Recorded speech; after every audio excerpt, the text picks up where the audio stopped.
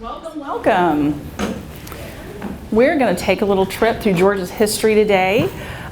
We're from Georgia DeKalb, Department of Early Care and Learning, and we brought a friend with us. Anybody familiar with our friend today? Yeah? So Pete and DeKalb go way back. So in 2010, we started something called Georgia's Pre-K Week, where we invited legislators to the pre-K classes to read to the pre-K kids to heighten the knowledge and experience of the legislators as relation to Georgia pre-K as they voted on our money, right? So that was very self-serving, I'm sure. But we found that we went out and found this Georgia author who no one knew anything about. And now Pete the Cat is famous, right? So thanks to Georgia DeKalb. And we found when I was putting this presentation together, I did not know about this book, but how cool is that? Georgia, Pete the Cat's got class. So we're going to start out today talking about... We're going to talk, well, first let's introduce ourselves. Yeah. I'm Faith Duncan, and I am the Director of Field Operations with Georgia's Pre-K with the Department of Early Care and Learning. And I was here last year, so I may have seen some of you. We are changing up our story a little bit, so it won't be boring if this is a repeat performance. And I will let Gwen introduce herself. So my name is Gwen Kahn. I'm a Georgia Pre-K consultant, and what that means is I am part of a team of 30 men and women who serve the state and serve the classes in Georgia's Pre-K program. There are 4,000 classes? No, a little over 3,800. 3,800, a little over 3,800 classes out there. And we serve, we have little chunks of Georgia that we serve, and we travel around. We support teachers, we do monitoring, we do training for directors and teachers, we do behavioral support for children, and the most important thing we do is class. So we do class observations in each other's territories, and we also do coaching and the professional development using lots of different tools that Teachstone has developed along the way. We are going to be 25 years old this school year. We're 25 years old. So we're going to have some birthday party celebration and such. Why are we? Yeah, okay. So we're going to talk today about what our truth is, what we have seen happen in Georgia, what's worked for us, what hasn't worked for us. And we're going to let you explore your truth as well, what works for you in your programs. And we're going to talk about some of the tricks and tools that are on the tables today that we've used. And maybe you guys have some to share, some tricks and tools in your coaching processes that have worked for you as well. And Faith is going to take us on a tour of our data history. I'm going to let you take it. Okay, and some of you may have seen this, but we, back in 2008, 2009, partnered with Frank Porter Graham out of UNC, University of North Carolina at Chapel Hill, and they did a study of quality among all of our pre-K classrooms. They looked at in our private programs, because in Georgia's pre-K we are in child care centers, we are in Head Start programs, and we are in school systems. So we run the gamut with all of those only for pre-K. And they looked at our quality and they gave us this feedback. And as you can see, I think a lot of people thought there might be some real discrepancies among the data from private centers to school systems, depending on which one of those you were in, and they're really pretty even. That started us on a journey that we are still continuing on, and we're running down the path of class and honing our experiences and what we're doing with our programs each and every year. So we took that study and we decided in 2009, in fact, I had just been hired and I had just retired as a public school principal, thought this was going to be an easier job. Wrong. And we decided, not me, I was a pre-K consultant then, that we would train all of our pre-K consultants to be class observers. So that started us on this journey. 2009, we realized we need to do some things about our classrooms. And we began to look at what we could do. We were trained in 2009, and I'll have to say that we did a little project in 2010, 2011, where we decided we would visit every single pre-K classroom. We called it our Blitz. I called it our crazy time. We absolutely visited every pre-K classroom. We did over 3,800 class observations that year. We saw the state of Georgia. I learned about counties and cities I never knew existed, and I grew up in the state of Georgia. And I'm quite old now, so I've had many years. We then jumped off and we went into Race to the Top. How many of you were part of Race to the Top and did some things with Race to the Top? Anyone in here? So you did. And with that, we decided we had received some training beyond class, because we can't do anything just simple and stay, right there. We wanted to really jump into class, and we continued to jump in. So from 2011 to 2014, we were involved in Race to the Top professional development study. Within that study, we did MMCI from a random sample of teachers, and we did My Teaching Partner from a random sampling of teachers. Consultants were assigned to one of those models. They were also randomly assigned to those models. And we learned a lot about ourselves during that time. Over that 2011-2014 school years, we trained like 175 teachers in MMCI and 151 in MTP. Gwen's going to tell a little bit more about this in a minute, but teachers were randomly assigned. In Georgia, we're going to give you money, and it's a block grant. We're giving you this money, so we get to tell you how you're going to behave when we give you this money. We really don't do it that way, but we do have that authority to do it. So we just went up to you and said, hey, guess what? You have this wonderful opportunity. You are going to be an MTP this year, and you're going to have a coach. And they couldn't say yes or no. They had to have a really good reason not to participate. So remember I said we've learned lessons along the way, and Gwen will talk about that. Well, when we looked at were compared, you can see MMCI versus, we had a control group from that sample we had done. Our MMCI and our MTP, if you look across the board, they were greater than the control group, but really you see a lot of no difference. There wasn't a lot of bang for our buck. So we came back to the drawing board. What are we doing wrong?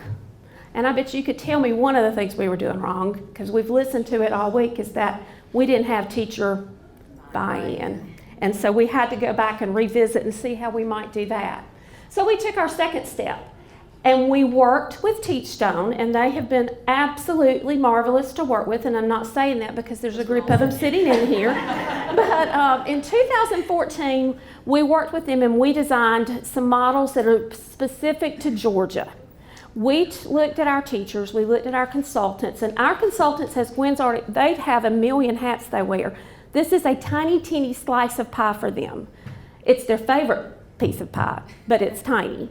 And so we designed some professional development models. We had professional learning communities with coaching. And this time when we put those groups together, guess what? We got some buy-in. We got buy-in from directors, we got buy-in from teachers. Teachers were still, because we went to directors first, and so we're still pulling them along, but what I can tell you is once they get into that first or second session, they're engaged and they're involved. So we look with professional learning communities, what we do is we have a group of teachers that are together, and they have to be somewhat close into that consultant's territory. And the consultant, they get a pre-observation and a post-observation. We've made the deal that we would not observe any of the teachers assigned to a specific consultant. So someone else goes and does your pre and post. So you don't have any investment in that. And but the consultants get that first observation. They talk with teachers about it, and they plan a course of action. And they foster conversations along the way, help share strategies. But then they also do these little mini observations about every 3 weeks. So they sit down, they go in and they observe the teacher 20, 25 minutes, looking for something specific. All of our professional development is planned around instructional support, because there's some evidence that says if we can move instructional support, we can affect changes in students' outcomes. So that's what we're really interested in. Knowing that if we walked into a classroom and it was total chaos, we're going to go back and look at what we're doing in classroom management, positive climate, all of those things. But our main focus was instructional support. Making the most of classroom interactions with no coaching is exactly what it is. It's making the most of classroom interactions, but the difference is we changed it up for Georgia. We did all this with Teachstone, got their permission, got their blessing, and we do this over 5 months, 1 session per month, 1 full day. Because when we're pulling teachers from public school classrooms and from daycare settings, and they already have a very difficult time finding substitutes, we wanted to make it as easy as we could so there were no excuses, there weren't obstacles put in the way of that. So that's what we've done with that. And we really focused on instructional support. The last model we've used is making the most of classroom interactions with coaching. It's the same as the first model there for MMCI, but in this model, consultants select, talk to teachers however they determine them, and they pick out some teachers they're going to coach in between those sessions. So they come to the MMCI session. Before the next session, so in that next 4-week period, they go in, observe the teacher in those little mini observations, give him or her some feedback, and work on next steps. So we found that those things have worked really well for us. As you can see, and this is just showing you the difference. If you look, this is the one on the far left is PLC. MMCI without coaching is in the middle, and then MMCI with coaching is on the far right. And you can, if you're looking at instructional support, which again was our focus, we saw some really big jumps, some significant changes in teacher behavior and in the type of child-teacher interactions that were taking place in that classroom. We are still using these 3 models. We continue to hone what we are doing. With the model with the PLCs, we have access to my Teachstone. With the other models, we've been using, of course, the video library and all of the wonderful resources that Teachstone provides for you. And I'm going to talk at the end of this about what some of our next steps might be and what our plans for next year are going to be. I'll turn it over to Ms. Gwen. Okay, yes ma'am. How many consultants, coaches do you have? There are about 35. 35. That cover that 3,800? The whole state, yeah. But we only do a portion each year, so we did in MMCI this year we did a little over 200 teachers, about 229 teachers. And I'll talk a little bit more about that. So we're really looking for ways to scale it up. Right. Yes, ma'am. How do you determine who goes into what model? That depends on the consultants. What we really did this year, if you were trained in MMCI and had not delivered MMCI, you had to do MMCI. If you had never done a PLC, you had to do a PLC. So we're using that information to drive us for what we've done next year. We've done a lot of training with our consultants. They have just about every training I can think of. So, yes, ma'am. And what is the cost of MMCI per teacher? I could not tell you that. One of these ladies might could. Who does? I'll tell you.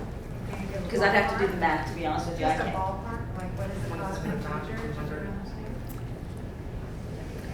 I don't ever figure it as a per teacher. Just give them how many teachers I want to train and get the price. Okay, so we started off with the Race to the Top, which was that federal grant, and when doing the random sample involved just, kind of forcing those teachers to be engaged. Wow, that was so fun for me. So, so we got, first it was random everywhere. The types of training that the consultants did, random types. The teachers, first year, second year, third year, 15th year, all random. Where they were in the state, all random. So you get a list. You say, hey, Gwen, you're going to do MTP this year, and here's your teachers. They're like all over South Georgia. I live in Atlanta. So we have a meeting at the beginning of the year, and we just meet those teachers and give them a little bit of the class observation intro, and do just so we can get a face-to-face. And then we start off on our trip through MTP. Okay, well, the teachers struggled. I struggled. It was very hard.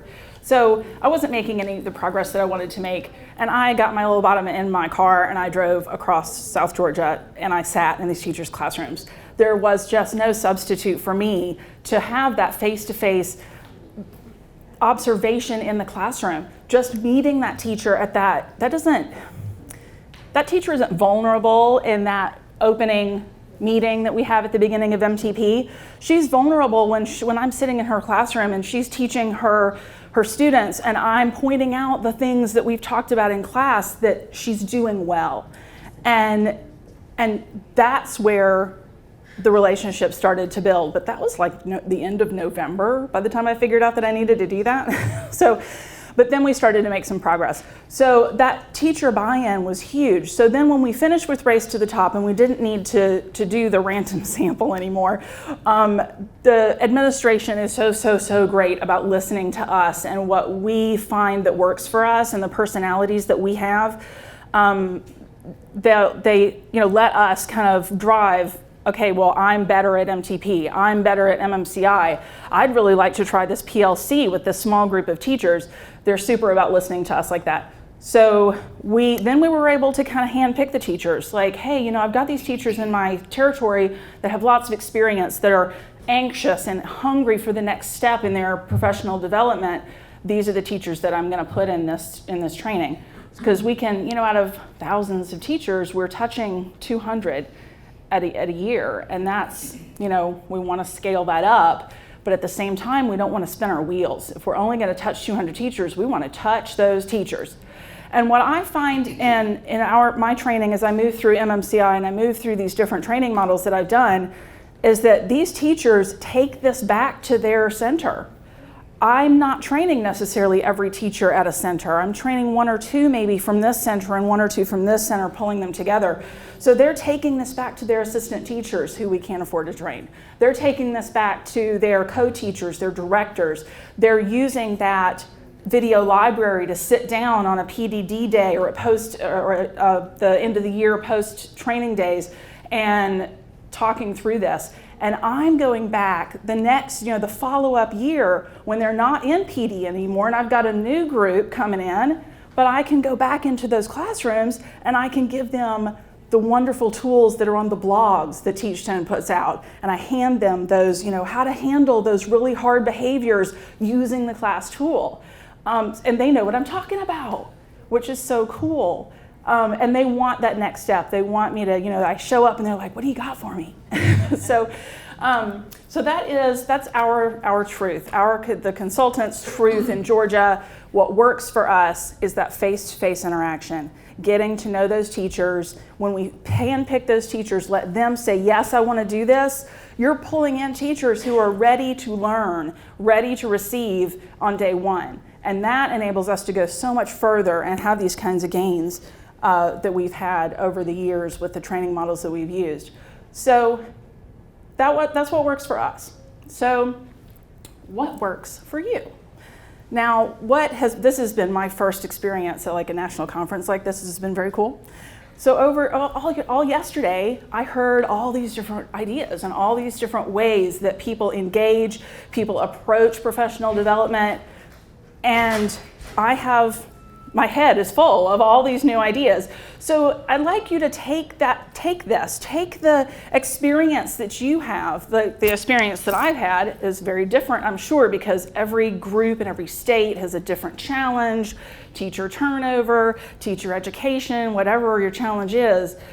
But I'm sure that your head is full, just like mine. So what I'd like you to do is to take this time at your table, pull off some sticky notes, write down some truths for you. What works in your program? What do you think might work in your program? What is the one red glowing idea that you've gotten from the conference that you want to take back with you? And share that with the group at your table. When we're done, I'd like to have each table share their favorite one out with the larger group. So what table would like to go first? Who's got an idea to share with the group about your truth and what works in your program? So we shared. I'm gonna actually, sorry. So what we talked about is aligning trainings with coaching. And so during Race to the Top, I'm from Los Angeles, and with Race to the Top, it was in our scope of work to provide the coaching as well as trainings, and that really worked. our coaches would go to the trainings that our participants would attend, and we would make sure to incorporate what they learned into the one-on-one coaching. And so currently we have a QRIS, and of course we're in Los Angeles, so we're really big, so we have 2 coaching partners. We have different parts of our scope of work that we both cover. And so in this case, it's not in our scope of work to do trainings for the whole consortium, for the whole county. So we're supposed to do coaching. And so I'm like, okay, I get that. I know that we're gonna be limited with funding and all those things, but we really need training. So what we did is we started having a cohort of 10 coaches receive MMCI pre-K training. And so they're gonna start to hold training for our teachers in our centers. And our hope is that we're going to, our goal is to align the coaching to the training for class. When we have centers that are already engaged in a different kind of PD journey, so for example, in California, we have a lot of foundations and frameworks developed by the Department of Ed, and so they have a CEFL teaching pyramid training, and so if they're already doing that, then our coaches will go to those trainings, and again, align the coaching goals to that training, because we want to really avoid going into centers that, you know, that have all the challenges that we've been talking about, and then saying, oh, that's great, you're doing that training, we're gonna also train you on this other stuff, and you know, we're gonna have separate goals, because you have so much time.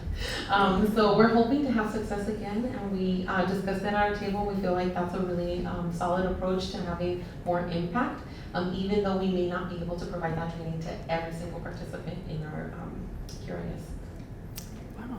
So you're gonna start with MMCI, but then that's really cool. You're gonna, whatever that other training model is, you're gonna try to align those class indicators and dimensions to that, so that you're not giving the teacher a separate path. Right. Very cool. So we can Very build cool. on what they're learning. Yeah, and that, you know, that's how many, I know that we all do lots, well, maybe not the Teachstone folks, but I do. We hear lots of different training from, you know, the training in Georgia that Best Practices does for our teachers, all sorts of things. And in every single training I go to, I hear class. Is it just me? Do you guys hear that? You hear class, and everywhere you go and everything you do, I hear class. So that sounds awesome. That sounds like that will work. That's exciting. Who's next? Nikki. She's voluntold. Well, she has this pile of sticky notes in front of her. I can share out what everyone else said. Cool. I was just listening and writing, but some of the things that we talked about were talking about the challenge of teacher turnover, and ideas around that were director mentoring to really get that teacher buy-in. We talked about including teachers in the decision-making around PD and designing the programs, really asking, what do you enjoy? Let's see, we talked about for the PD, what's in it for the teachers, explain the benefits to them. We also talked about kind of making connections between PD programs for the teachers so it's more manageable, they can really see the rationale, the benefits. We talked about doing informal and frequent observations to get teachers used to engaging in best practice, and developing relationships as being very important.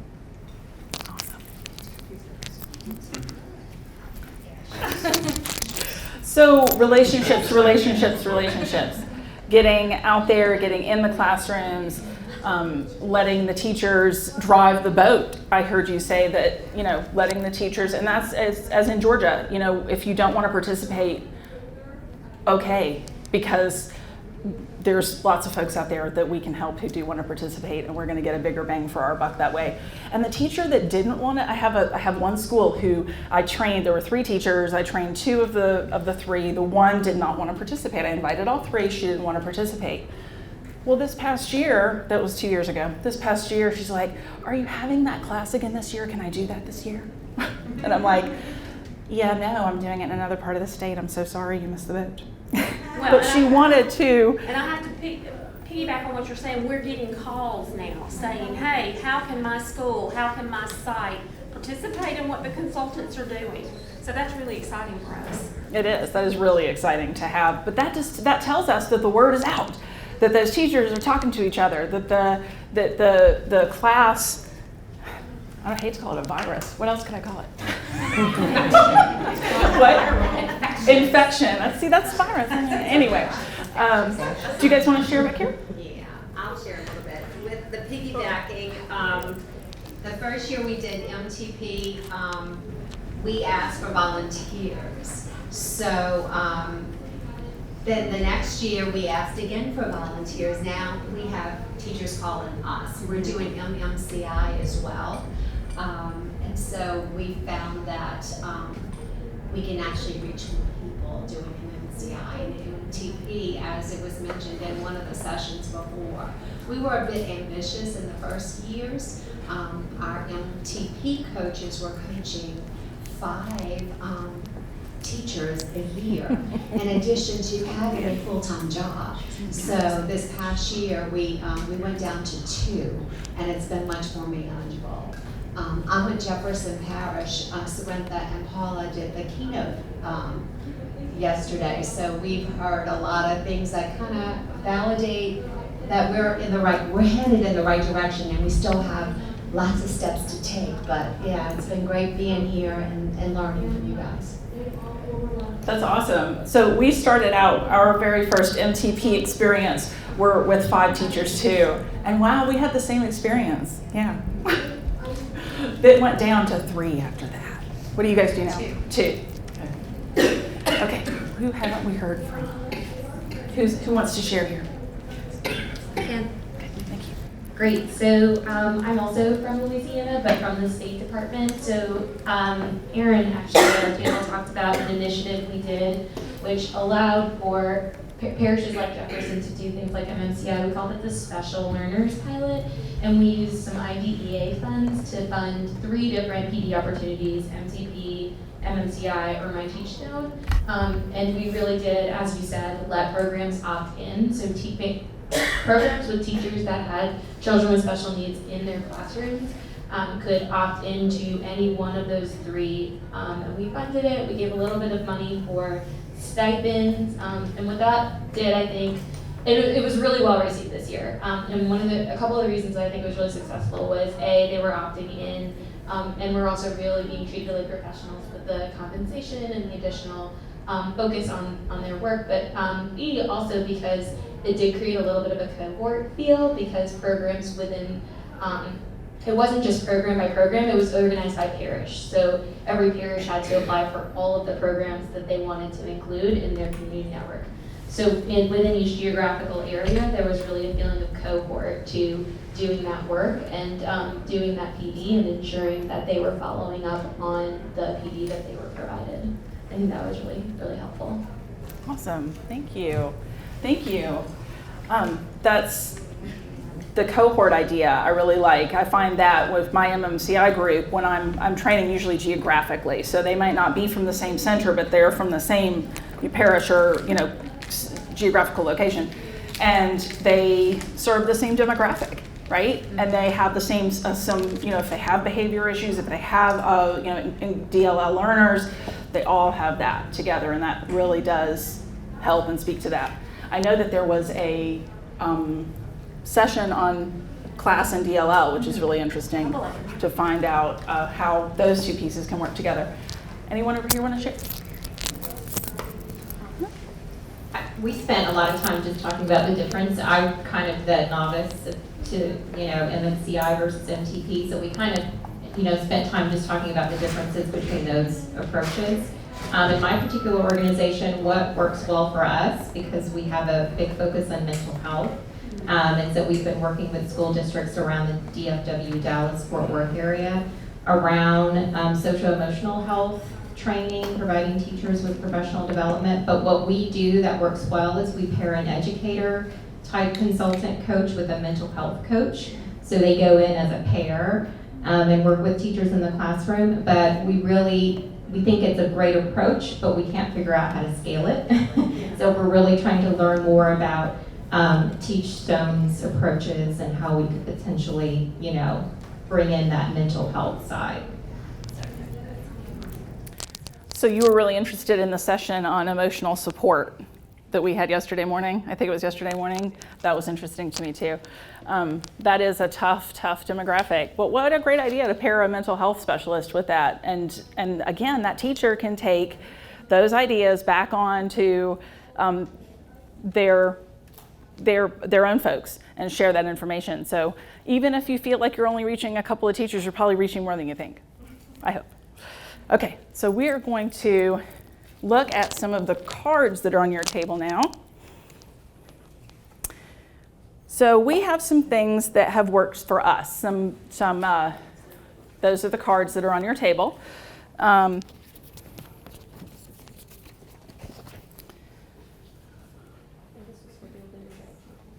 So these are tools and activities that consultants have used with MMCI, with our PLC groups, with our coaching, to have an activity or a way to demonstrate a dimension or indicator or behavioral marker for the teacher as they move along and progress. Our first one is questions for the room. So every teacher would get this list only blown up really big, like a 75 font. And all the classes that I've taught so far, MMCI, I go into their rooms and they've got these stuck all over their walls. It's to help them remember to ask those questions when they're playing in centers, when they're working in small group, to remind both teachers, because remember, we're only training the leads. So this is great tool for the assistant teachers, their co-teacher, to be able to go, oh yeah, I know, she said something about asking these questions, and it's right there on the wall. So this is a great tool for to help teachers in that daily interaction. So this one is, we have got a light bulb and a battery, and we sit down when we're talking about feedback loops under. Thank you. Yeah. Quality of feedback. We sit down with this is a one-on-one activity with the coach and the teacher, and sitting down, okay, you're going to do this activity in your small group. We're going to pretend. What are you going to say? What is the child maybe going to say? What are you going to say and respond? We go on and on and on through this several times. Because even if, of course, it's not what the child's really going to say, because the child might go, I don't know. But getting the teacher to think through that is very powerful, because if you know that planning those questions is so vital, and it's hard to get into that routine of planning those questions that go in your storybook, to plan those questions that go for a cognitive development activity like this, to get those feedback loops going that are going to push those children to a higher level of thinking, because it makes the teacher's head hurt, right? Because it makes my head hurt when I do it with my coach. So our next one is, this is my favorite. This is so cool. This is my favorite activity. So these are famous quotes that you have here, and the teacher can bring their own. A lot of teachers have quotes at the end of their signatures, just a quote that really speaks to them as an educator. They bring that quote to MMCI and they put it on a piece of chart paper. So we've got 5 days together, right? And that quote goes at the very top. At the end of each day, we've covered 2 dimensions on that day, and at the end of the day, we go back to the piece of paper and we write down the adjectives, the descriptors that we learned that day that are caused by that quote. So if you've got, what was our quote? Good teaching is more a giving of right questions than giving of right answers. So that speaks to what? What does that make you think of? What? Language modeling, right. But now if we were doing positive climate, what could that make you think of?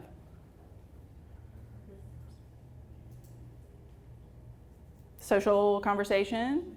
And how does that make the classroom feel if we're doing this? So we're going to write down on our poster joy, love of learning, always questioning. And we're going to bring that poster back on day 2, and we're going to go do our next 2 dimensions, and we're going to add more descriptors. So at the end of MMCI, this teacher has this quote that means so much to them about how they link to education, who they are as a teacher, and all these adjectives that are the class link between them and the children and the class tool. So I think that is so powerful when you take something that means something to the teacher and link it on and on and on to what we know to be so powerful. And the last one on your table is 2 different speech bubbles. And this can go for anything. This can go, I've used this for any dimension, because that's just even if you're talking about regard for student perspective, have the teacher write down, this is the activity that I'm thinking of that happened, that we're gonna look at. This is what I said. This is what the child said. What could I have said in a different, to go back and redo it? What could I have said that would have made a higher regard for student perspective? What opportunity could I have given that child? So this is just to help that visual learner. I'm a visual learner. So to help that visual learner write that down and help to put that concrete idea of back and forth into their head. So we're going to give you just a minute to either look at these or share activities that you guys have used in your coaching practices that really have worked for your teachers. So we're just going to give you like 2 minutes, and then we'll share out just a few of those and finish up for the day.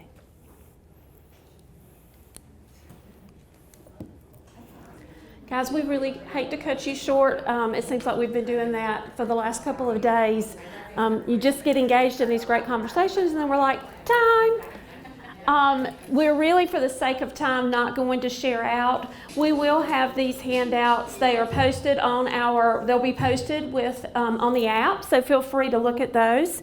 Let me tell you really quickly next steps for us. We are looking towards this summer. We are addressing some of our needs of our dual language learners. Our data is showing us, we're doing a longitudinal data study, that while we are making progress with them, it's not the progress we would like to see us making.